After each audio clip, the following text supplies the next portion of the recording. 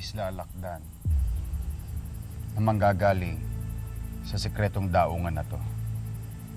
Eh yun kung hindi kayo mamamatay sa pantalang-palang.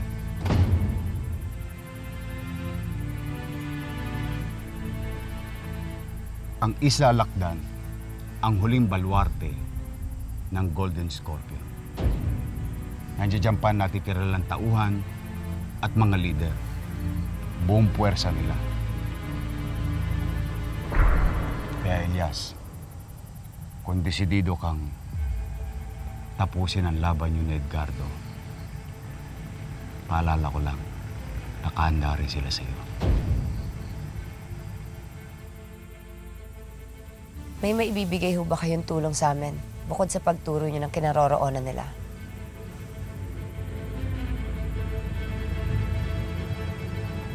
Lando.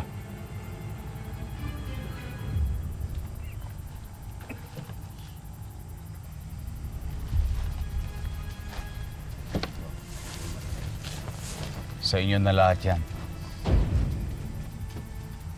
Pero kung iniisip ninyo na ibibigay ko sa inyo mga tauhan ko, hindi ko isasapalaran ang buhay nila.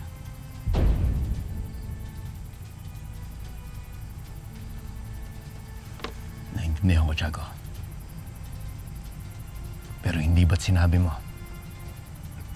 na kaya ka umalis ng Golden Scorpion at nagbagong buhay ay dahil hindi mo na masikmura ang kasama ni Edgardo?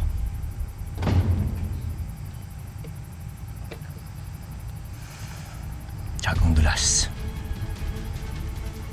hindi mo ba gugustuhin kung sakaling mawala sa mundong to ang isang katulad niya?